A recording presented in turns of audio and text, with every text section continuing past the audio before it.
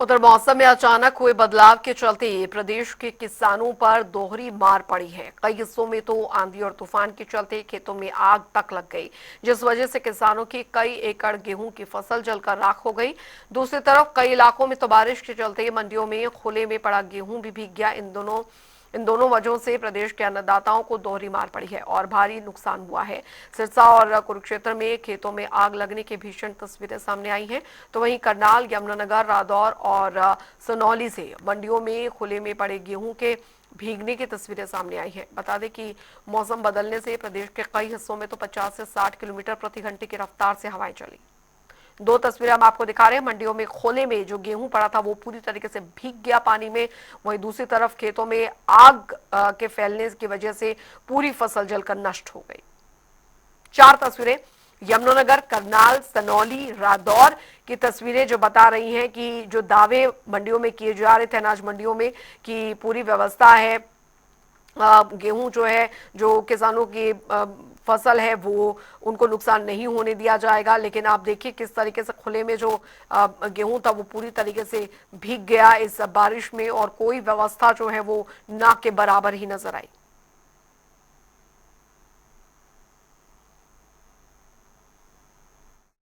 खुली पड़ी बीच में, जिस पे तिरपाल नहीं ढकी उस पे तो देखो नुकसान है। जिस पे तिरपाल ढक दी इस पे कोई नुकसान नहीं है।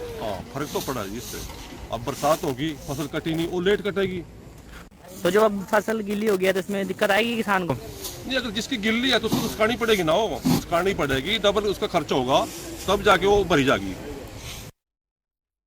पानी लगी हुई है ना? हाँ जी, और तिरपाल भी जो हवा में भाग गई, जो ढकी हुई थी, और जैसे कि तैसे पानी भी लगी है। पानी लग गया गेहूं? हाँ, बारिश तो खूब हुआ है। खूब हुआ है? हाँ जी, और ये गेहूं को नुकसान कोई हुआ है? बहुत नुकसान हुआ है। क्या नुकसान हुआ है? बारिश से पानी पड़ा है तो नुकसान तो होगा ही। तिरपाल नहीं थी ऊपर? नहीं। हाँ, ऊपर नहीं पड़ा हुआ है। हाँ जी, जो पट्टों में पड़ा वो भी वैसे के वैसे? वैसे के वैसे। तो क्या आड़तियों ने, जहाँ मंडी प्रशासन ने कुछ कोशिश की इसमें? कोशिश तो किया कि अपना अपना जगह, अपना अपना आरती ऐसे जहाँ तक हुआ वहाँ तक व्यवस्था किया। हाँ जी, लेकिन काफी नुकसान है, बारिश हुई है। हाँ जी।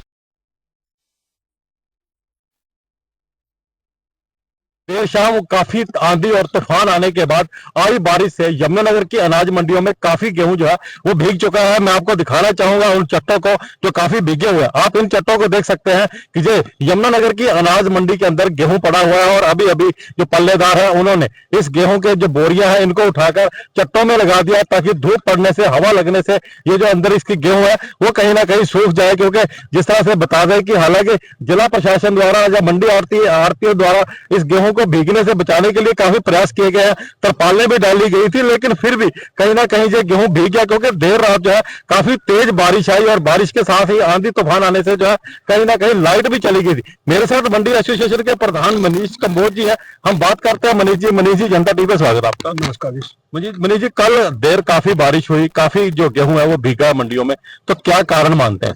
सर देखो, कल एकदम से अचानक से तेज तूफान और आंधी आने के कारण एकदम से बरसात आ गई, और एकदम से सभी जो आड़ती भाइयों ने तिरपाले ढक के जितना ज्यादा हो सके अनाज को भीगने से बचाया।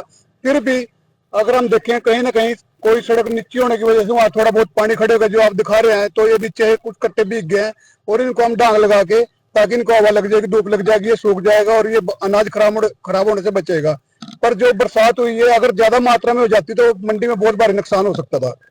मनीष जी, बात करें, चलो मंडी के अंदर जितनी गेहूं भीगी है, काफी नुकसान भी जो हुआ है सूख जाएगी, लेकिन जिस तरह से अभी खड़ी गेहूं है, तो खड़ी गेहूं का कितना नुकसान मानते हैं आप? क्योंकि अभी काफी गेहूं जो है जमींदारों की खेतों में भी खड़ी है। बिल्कुल है, बहुत बड़ा नुकसान है सर, बहुत बड़ा नुकसान है, क्योंकि इतनी तेज आंधी थी कि वो सारी जो गेहूं है, फसल है, वो गिर गई है, वो बिछी पड़ी है, और ऊपर से बरसात आ गई है, तो किसान का बहुत बड़ा नुकसान है, जिसके भरपाई कोई नहीं कर सकता।